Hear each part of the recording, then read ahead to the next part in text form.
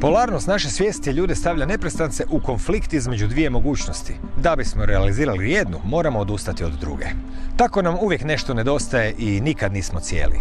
Iz te perspektive, simptomi bolesti su tjelesne, izražajne forme psihičkih sukoba i svojom simbolikom mogu razotkriti bit problema kod pacijenta. Bolest čini iskrenim, jer što god se događa u tijelu, zapravo se događa u našoj svijesti. Tijelo je prostor projekcije našeg unutarnjih problema, pa tako nije mjesto gdje problem nastaje, niti je mjesto gdje ga se može riješiti. No, simptomi nam se obraćaju jezikom za kojega smatraju da ga mi razumijemo, a to je jezik analogija. Zato tjelesni tijek bolesti predstavlja simboličku obradu problema. Tako piše njemački liječnik Ruediger Dahlke u knjizi Bolest kao put. A njegov put ga je doveo do susreta ovdje, na rubu znanosti.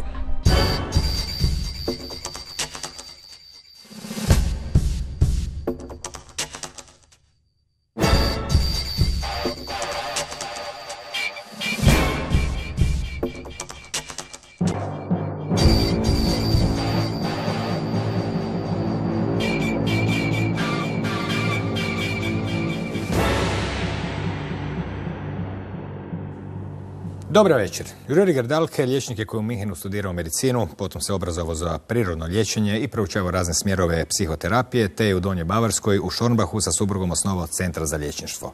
Dobar večer. Good evening. Danas mogli bismo pričati o bilo kojoj od vaših knjiga, ali eto izabrali smo knjigu Bolest kao put, s obzirom da je to knjiga koja je objavljena u Hrvatskoj. I ono u čime se vi zapravo u knjizi bavite u samom uvodu, od kuda se kreće da bismo došli uopće do značenja te riječi bolest kao put, jest pitanje filozofije zdravlja, pa time i filozofije medicine.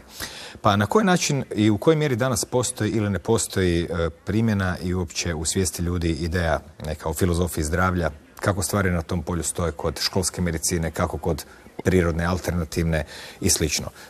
Ko je taj dio koji na neki način zapravo, reklo bi se, teoretsko-filozofski možda i nedostaje? Yeah, from my viewpoint, we have in the university medicine lacking three of the reasons behind illness. If we look at the philosophy of thinking and the way of thinking, then in the old days, very old days, everybody thought in analogies like religious people do. Like we have the analogies in the Bible and things like this. And his teacher, Socrates. So he made categories and he found four reasons. There's the reason we are used to work with from university medicine. This is the reason coming from the past affecting the present. So if you say, why are we ill now? Why do I have a cold? Because I caught some viruses 3 days ago. This is the university medicine way of thinking. But Aristotle said there are three other reasons. There's one coming back from the future to the present. There's one reason of patterns, and there's one materialistic reason. So, if you make it clearer, if we look at some sports thing, let's say the 100-meter finals of Olympics, 10 men are sitting there, and suddenly they start running, and we ask why? Why do they run suddenly? So, if we look from a scientific viewpoint of medicine, school medicine, then we have to find the reason in the past. It must be a reason which is always the same. So, we find out after some reasoning. That's the shot, and then they start running. If they run before, it's not possible. They are not allowed to. If they stay back, they can't win. So the reason is the shot. But if you understand something about sports, you will see it's very improbably that those guys trained 14, 15, maybe 20 years just because of the shot. The even more important reason for them is that they want to win a gold medal in Olympics. So this reason is in the future, and it's coming back from the future, affecting them in the past. They run now because they want to win a gold medal. This is what Aristotle called the causa finalis. And what the university medicine takes is the causa efficiens, coming from the past, the shot, affecting the moment, the present. And then there's another reason. It's a pattern. Yeah? The rules of the Olympic Games. They are not allowed to use a motorcycle or something. They are not allowed to use a shorter way or something. They just have to follow their track and follow the rules. This is what Aristotle called the causa formalis. And of course there's a materialistic reason. They have to have these shoes and they have the muscles and there has to be this pistol, this gun and all this. We are not fighting about this. But the causa finalis, which is in the future, this is not accepted by university medicine. And this is really lacking because people want to have a reason for their illness. They want to know what to do about it. If you look at the causa formalis, there are these questions we call, why is it happening to me? Why now, in this time of my life? What is it keeping me away from doing? What is it forcing me to do? So this is much easier to work with all these 3 or even 4 reasons for the people, and it's easier to go into responsibility. That means the ability to respond what is happening to them. So what their fate is meaning and wanting them to do, to learn from this. That's what we think is, or what I feel with disease as a path, disease as a way to understand something. Ovaj pogled na stvari se može činiti neobičnim ako se malo stvari ne prošire, jer on u sebi sadrži pitanje svrhovitosti bolesti. Kao što ovi atletičari koji ste spominjali imaju nekakvu svrhu svog treniranja da bi recimo možda osvojili zlatnu medalju. U ovoj perspektivi ako simptomi, ako zapravo svrha bolesti u budućnosti, onda znači da postoji neki širi plan, širi cilj. U knjizi također pišete da zapravo i školska medicina i alternativna medicina na neki način rješavaju, pokušavaju olakšati simptome i slične stvari. Međutim, i na jedan i na drugi način se radi o tome da je vaš pogled nekako ide u dubinu i mora se reći dosta u filozofiju. Pa krenimo od pojma bolest. Za početak mi znamo da je riječ zdravlje u jednini, a da je riječ bolesti obično u množini. Međutim, iz vaše perspektive ne postoje bolesti nego samo bolest. Što bi bila u tom slučaju bolest, odnosno možda bi trebalo objasniti prije toga uopće u kakvom svemiru mi živimo i koji zakoni, poput zakona polariteta, nas u stvari određuju da bismo našli tu vezu između svijesti i bolesti u konačnici. So, the laws of the universe, I mean, we call it the laws of destiny or the laws of fate. I think all people experience that there are different laws existing, rules of life, and we have them in every religion. The Buddhists see it, the Hindus see it, Christians see it. We are praying in Our Father, in this one prayer we got from Christ. Things happen on earth as in heaven. This means there is an analogy, and this is a way of thinking we know from Hermetic philosophy. So, one of the rules, the second most important, is resonance, that there are resonances between inside and outside, in heaven and on earth. This is a law almost everybody knows. So we call, if I start yawning, for example, and then maybe he is also yawning, then we say this is contagious. But it isn't by viruses or bacteria. It's just we go in resonance with each other. We talk to each other. So people know this, experience this all the time. We say things like the chemistry is fitting together, but we have no analysis about chemistry. We just are in resonance with these themes we talk about. So we know this law quite well. And we know it even from a scientific viewpoint. Italian scientists in Parma, University of Parma, found that in our brain there are a lot of neurons which are just doing resonance. They have the capacity to bring us in resonance with each other. And this we quite know well also in our daily life. Then the most important law is the law of polarity from my viewpoint. That means that we often get the opposite from what we wanted. So if people fall in love, they swear to each other that this will last for all life and they will stay in love with each other. They even go to a priest and he warns them even and says, do you want to stay together in good and bad times? But they don't know bad times in this moment. They are so in love, so they say yes. But in the end, we find out that often, which started in hot love, people who started in hot love end up in cold hate. And they go to lawyers, and they fight about this. And this we see almost everywhere. All the politicians who fought for freedom so impressively, like Gandhi, Martin Luther King, or Anwar el-Sadat, or Yitzhak Rabin, they all ended up being killed by violence and violence of the own people.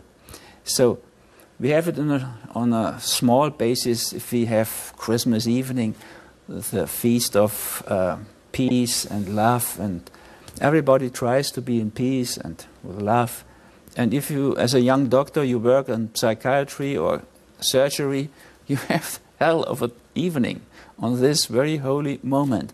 People fight a lot and get crazy, have breakdowns on the holy evening. So it comes out completely the opposite. So we could think of this right from the beginning, that there's always the possibility of things going to the opposite.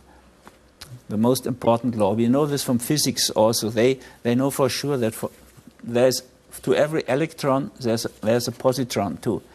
So to understand something, we have to take sometimes the opposite. So if I want to feel small, I have to compare myself with people who are taller.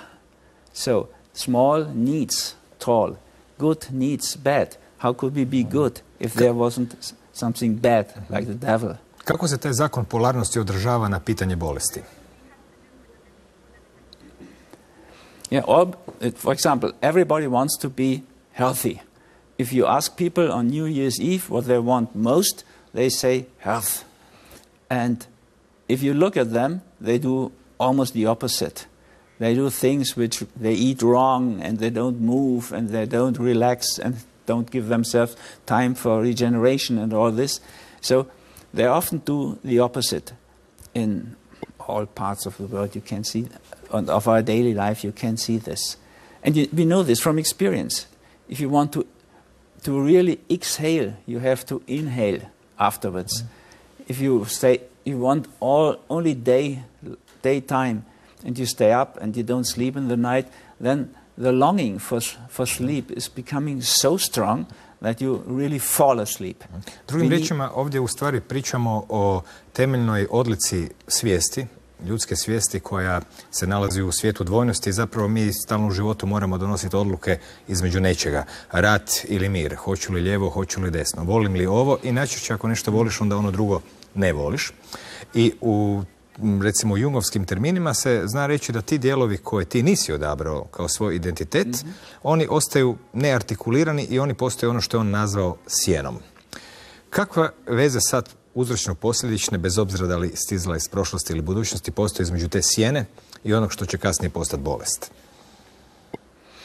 Disease is always an aspect of shadow, because we never want disease.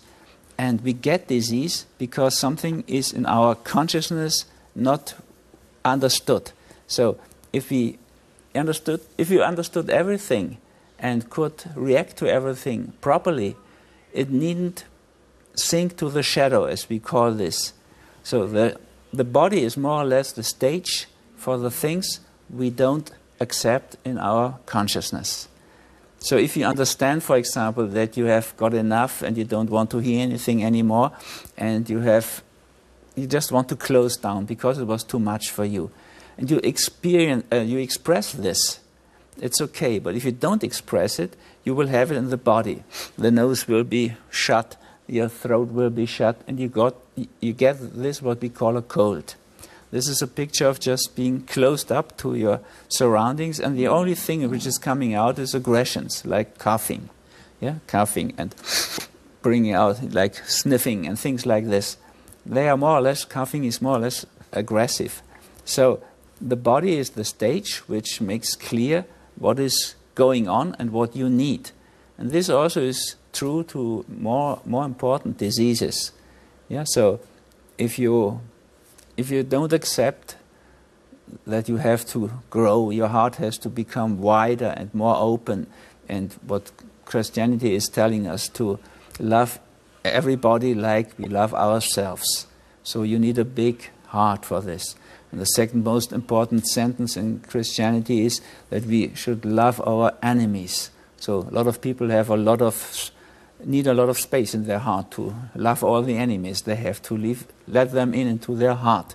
So if we don't do this on a consciousness level, on a mind level, then the body is expressing it for us.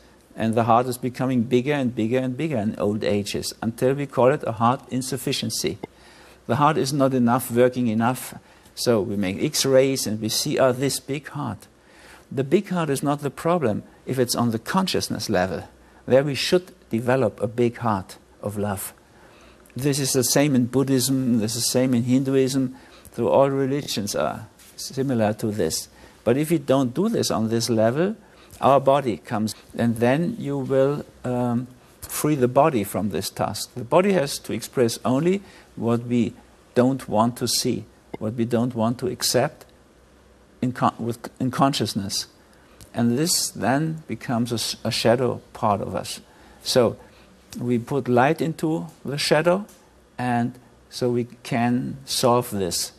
And of course it's true, then there is more or less coming the next thing to learn, because we look at this world here as a sort of a school, and we have to learn things. And if we have finished class number 1, there's class number 2 coming with different things to learn. For example, if people have enough to do with getting enough food for themselves, they don't have partnership problems. More or less they don't have. I visit a lot of these indigenous people in the Amazonian region, for example, where I made this development service, and those people had no partnership problems because they had enough to do to get their everyday things running. So, but we are free from this. We earn enough that we can live easily, get enough food and things, enough heating in our flats, so we can afford partnership problems. If we solve partnership problems, then maybe there's the next level. For example, I make Zen meditation, Zazen. So we sit there in just this upright position and just count our breathings. So beginning you have problems with the body because it doesn't want to sit for half an hour like this 8 times a day. So you fight with your body, and take some days and the body is sitting. So then emotional problems are coming up, and you fight with these emotional problems. And if you solve them, this is also, maybe you can do this in 10, 12 days, and then mind problems are coming up, all the thoughts. The Zen people say that there are monkeys in a tree, and they just climb around the monkey, like the monkeys in the tree, and disturb your concentration. So it takes you years and a lot of sessions until you get some calmness on this level. So if you solve problems, there are other problems like in school, because we have to learn. And we can use our symptoms also to learn, to integrate more of the meaning the symptoms have by the symbolism, and then we develop. Temeljna podjela čovjeka i njegove interpretacije svijeta jest na dobro i zlo, koja je naravno uvjetna. Vidjet ćemo da ljudi imaju često puta, jedni ljudi smatraju dobrim nešto što neko drugo smatra zlim, i pričamo o osobnim gledištima, pa bi se reklo da sjena sadrži ono što je čovjek spoznao kao zlo, i to se pokušava ponovo pojaviti van i integrirati, ono kako bi se reklo, ako nećeš milom, onda ćeš silom. I sad u toj perspektivi pojavljuju se različiti simptomi, koji na neki način, reklo bi se, podrazumijevaju da mi razumijemo jezik simptoma. Međutim, danas su mnoge, pogotovo, rekao bih, latinske riječi u dijagnozama nekako ljude možda udaljile od onog što ste prije nazvali analogijama u značenju. Na koji način i kako simptomi komuniciraju s nama? Koji je princip da ih mi možemo zapravo razumjeti? S obzirom da danas se bavimo analogijama na raznim područjima, polarnost se istražuje u atomima, u svemiru, u kemiji, u fizici. Međutim, princip je svuda isti, a u ovom gledištu koje vi nudite u stvari se traga za principom. Pa na koji način i kojim jezikom u stvari pričaju simptomi zapravo i nisu toliko nerazumljivi koliko bi se na prvi pogled možda reklo. I mean, for example, if something is hurting, it wants your attention. If a tooth is hurting, it wants the attention, and you go to the dentist, and the dentist is looking what is wrong with this. So hurting is just an alarm, and this is addressing us and want us something to do to solve this problem of this tooth. So behind this hurt is a category we call principles. There are 12 principles. Or Plato said, behind everything there's an idea. So we are talking now about the level of the ideas. And in all times people had the longing to understand the world and to understand the level behind this. Like Einstein said, the problem level is never the solving level where you can solve this problem. You always have to go to a deeper level. So this is what we know. I think in all times people knew that there are women and men. So the polarity of yin and yang, plus and minus. But this is not enough, these two categories. So they made out of the female category of the female, the yin, they made two elements, the water element and the earth element. And out of the plus and the male principle, they made the fire and the air element. So we had 4 elements, a little bit better to understand the whole thing. But then they had the idea to make still more categories. They thought there is not only fire, but there's the fire of the beginning, the strong fire. And then there's the other fire, the radiance, like of the heart, the charisma. And then they thought there's a third category, it's just the glowing of the fire inside. So you can do this with a water element, with an air element and earth. And then you have 4 elements and always 3 steps inside. So you have 4 multiplied with 3, you have 12 categories. Those are the categories we are working with. The same they used in the antique times of Pythagoras and Plato. And we look at the category behind this. And so there we can see that the symptoms are using these are representing these categories, but always in a very destructive way. And we try, as trainers or doctors, to help people to find a more constructive way of expressing this principle. Let's say if you are always having infection in your body, and so we explain them, look, this infection is a fight between your immune system and some bacteria or viruses or things like this. And you're fighting there, you have a war in your body, and if there is fever coming up, then this is the mobilization of all the power of the immune system. So we recommend, instead of fighting or making your body fight, you fight more on the speech level. So you fight out your fights you have with your boss or even with your partner, and don't let this slip to your body. So if you talk about the things and you fight even about these things, there's also an element of aggression behind this. So the idea of this first level or first principle is aggression. And aggression isn't bad in any way. Of course you can rape and kill and things like this, then it's very destructive. But you can also dare to think new, to take new ways. You can make decision. Yeah, you decide what you want to do. You confront your problems. And confrontation is also aggressive, but it's not so destructive way. It's a more soft way.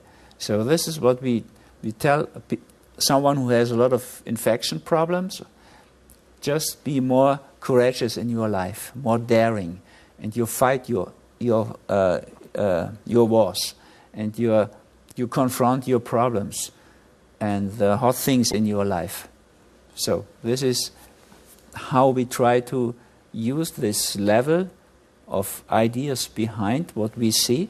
We see the fever and with the red head then and the sweating, and we can even measure this. So it's not 37 degrees in this body, but 39 or something. This is what scientific medicine makes, and this is completely okay. But we also ask, what is this meaning that he is fighting in his body? He should fight more on the other level of confrontation, of solving problems with courage. Zamjetna je uloga jezika u nekakvoj dijagnozi analogija. U knjizi se recimo spominju mnogi riječi iz starih jezika koje su imale odliku da sadrže oba značenja, oba polariteta. Pa navodite, ne znam, grčka riječ farmacija koja znači i lijek i otrov, ili na kraju krajeva latinska riječ koja se održava u hrvatskom suh ili sok. Jedno je suho, a drugo znači sok, i takvih riječi u stvari ima dosta. Na sličan način se čini da opisi simptoma, jer kao što je rečeno, sjenom se čovjek ne želi baviti zbog toga jer ga je sram, to smatra da nije njegov identitet, to je potisno. Međutim, kad dođu simptomi, o njima će vrlo rado pričati sa puno detalja.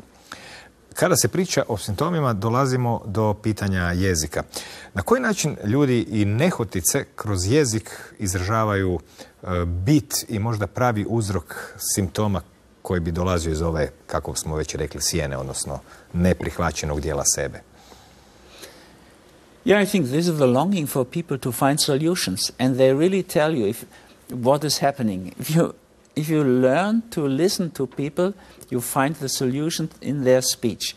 It's difficult for me even to explain it in English because I'm native German speaker and I have no idea about Croatian language at all. But like in English, you have the word gift. The gift is a present, but in the same word in German means poison. So we often have this double meaning, like altus in Latin means high up and low down. So this is the knowledge of the old languages about polarity. They were not so sure that they are so far away.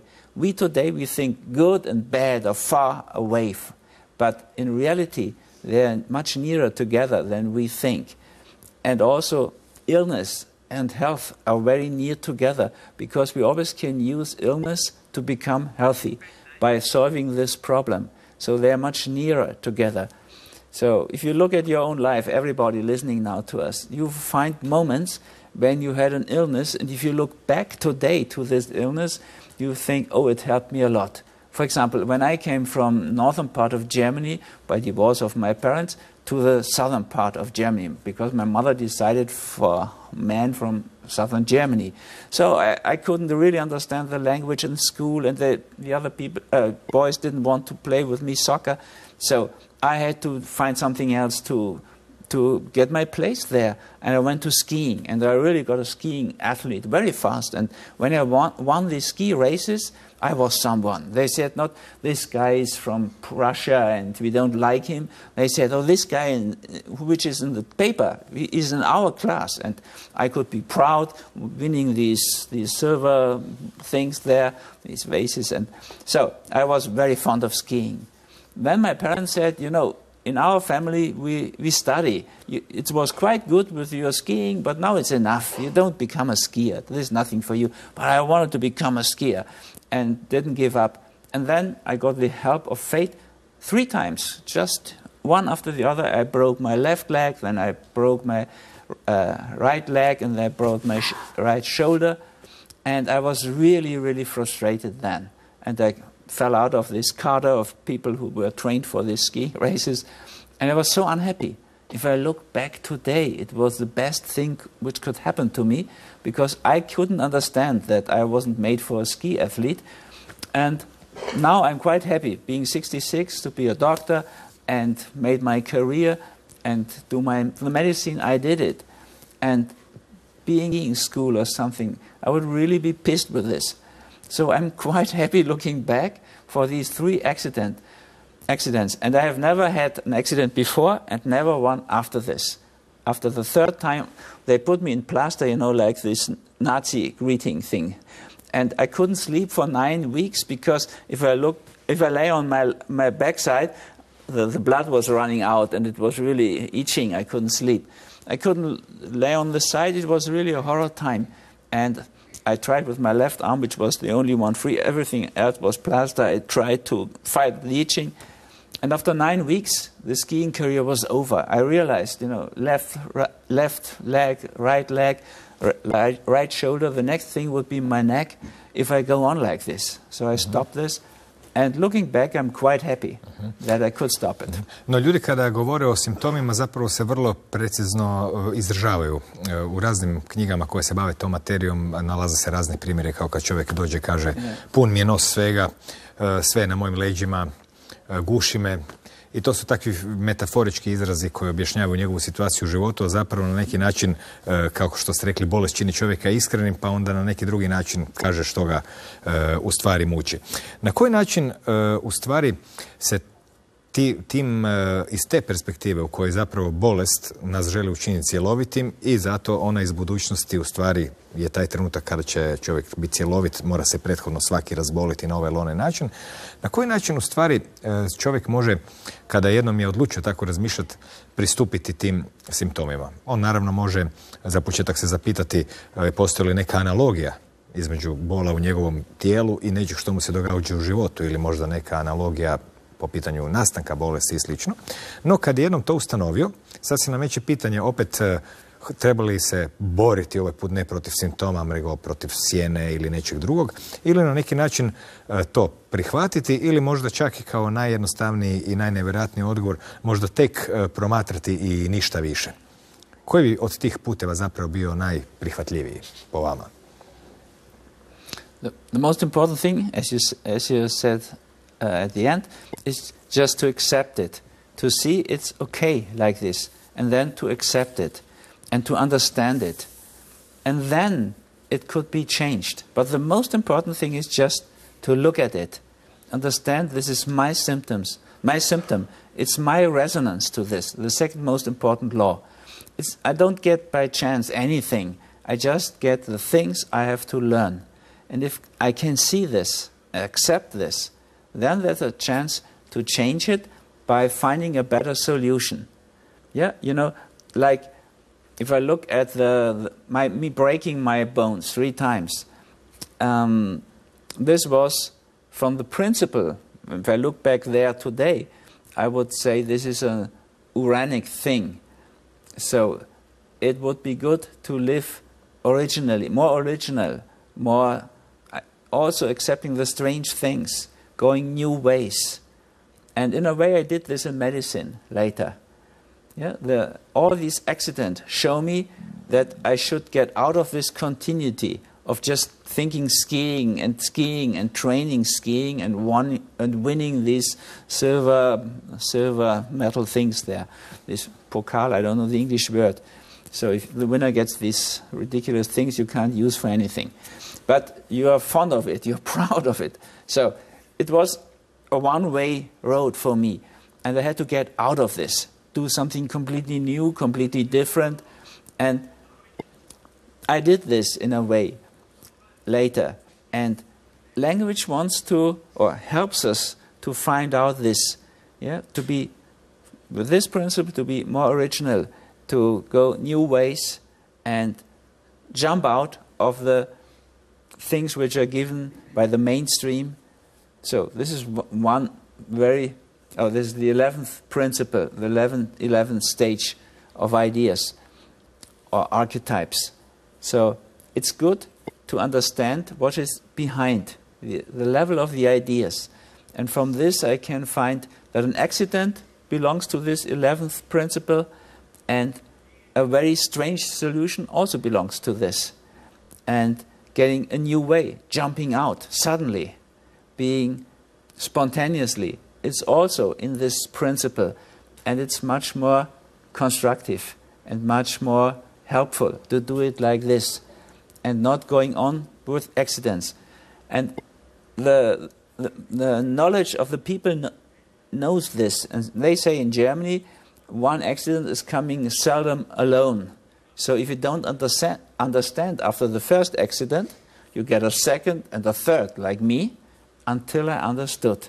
If I hadn't understood then, I'm sure I would have got a fourth and a fifth until I get out of this, which wasn't my way.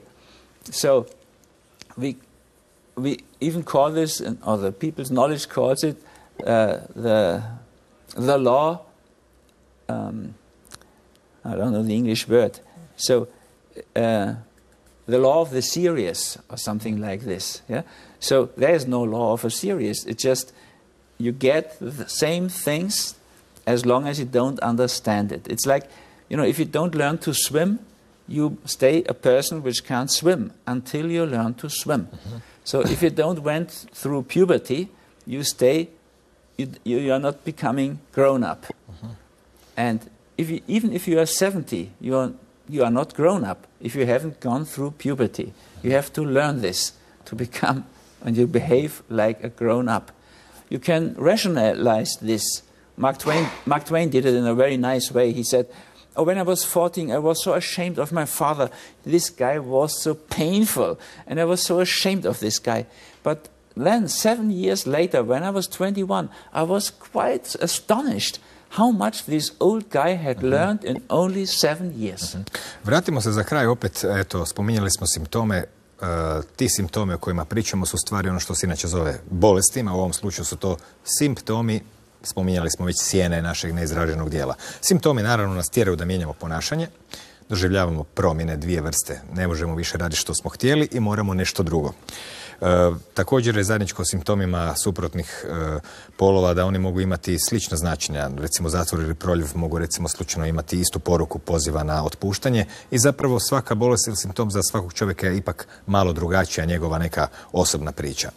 Simptom se naravno može promijeniti funkcionalno, izliječiti i onda će naravno taj isti problem izabrati neki drugi oblik ostvarenja, pa će možda čovjek umjesto osipa kojeg je potisnuo, dobiti astmu ili takve stvari se mogu čuti općenito u Ayurvedi i drugim tradicionalnim medicinama koje razmišljaju na sličan način. Za kraj emisije, koja bi bila to nekoliko pravila, 3 do 4 pravila kojima bi čovjek mogao nekako pristupiti u dubice ili početi prakticirati ovakav način razmišljanja kakav predstavljate u knjizi? Kada bismo ih nabrojali.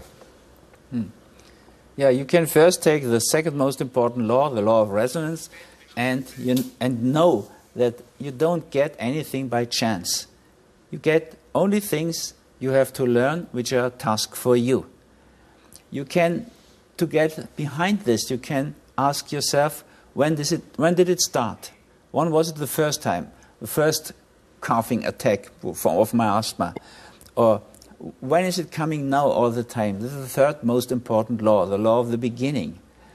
And you could also look at what these symptoms are making with you in the body. What picture they are giving? What are they showing you? Yeah, like if you have cancer, this is a growing thing. Yeah, you have a problem with growth. You have growth on the wrong level. Of course, growth is good. So children have to grow up. They have to become taller all the time. We are very fond of this. As parents, we make even signs on the door and measure them. They grow tall. If they grow later, if we are grown up, then some people grow into the broth. They become fat. This is not so good anymore. We should have a round life, but not become round in our body. So we know this. And then we can even have the situation when an organ is growing. That we call tumor. And this is a problem of growth. So not the growing is wrong, but the growing on this level. So we look at the organ where it is happening. Then we have the level. Yeah, let's say it's a tumor of the lungs. This is the most important death reason for people having cancer. So the lungs are communication organs. We use our lungs, the breathing, to communicate with each other. We breathe in connection with the green vegetation outside. And so it's a situation of communication and contact, what the lungs represent. And the tumor is growth. So we have a growth problem in the region of communication. If we have the second most important cancer is the second most death danger is deathly danger is cancer of the intestine, how we work with the world and how we digest the world. So if we own our possessions or we are owned by our possessions, possessed by them, this area. So if you have a growth there, a tumor in the colon, then we have the level, it's possession. And a growth problem about this, about money things and owning things and all this.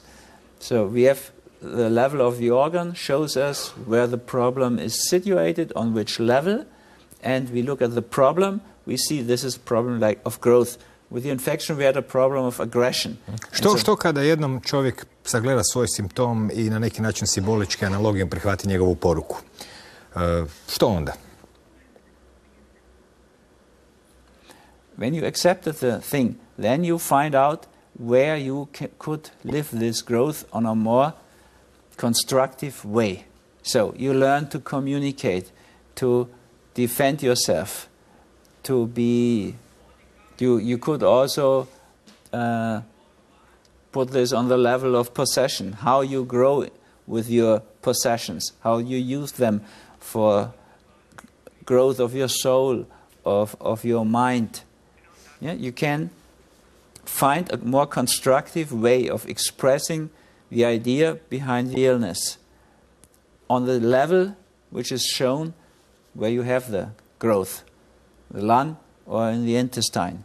And you can have it almost everywhere, this cancer thing. So you have a growth problem with cancer, and you have it on the different level in the body where this cancer is. If it's in the bone system, it's the 10th archetype. So it's about structure and coming to the really important things, to the essence. This is the level number 10. And you can have it on almost every other level of the body, for example. And if you have understood it, and if you have accepted it completely, then you go to the next level to change it. Mm-hmm. This is what Antonovsky called the salutogenesis. Yeah, with the university medicine, we are on the pathogenesis level. This we know quite well, how the disease developed. But we talk now about salutogenese, how to become whole, how to become healthy. And then you have to look what is the illness wants to express, and how could we express it on a more constructive level. Mm-hmm. So we solve this thing on a better way. Mm-hmm. Gospodine Dahlke, hvala vam na ovom razgovoru i do nekog sljedećeg susreta ili razgovora. Doviđenja. Thank you. Goodbye. Hvala i vama na pažnji. Evo i za kraj nekoliko zaključaka perspektive koje smo predstavljali, koja kreće od samog pitanja što je to svijest i činjenice da je ona polarna jer može spoznavati, ali nas samim time čini nesavršenima, nezdravima i zato je bolest unutar polariteta, reklo bi se, uvijek neizbježna jer se čovjek uvijek identificira s polovicom principa, a to se očituje u simptomima koji onda predstavljaju onaj zatajeni dio svjesnosti, potisnutu polovicu principa. Princip koji se ne proživljava naći će zaobilazni put kroz tjelesni simptom, a simptomi, čuli smo, čine čovjeka iskrenim jer zapravo sadrže ono što čovjeku nedostaje u svijesti. I onda bi ozdravljenje bilo rezultat osvještavanja i integriranja tog sjenovitog dijela koji simptom predočava analogijom. I kad čovjek nađe što mu nedostaje, simptom postaje nepotreban. Iz te perspektive bolest bi se mogao opisati kao nužni put prema cjelovitosti. A iz perspektive ovog večernjeg sata još samo laku noć.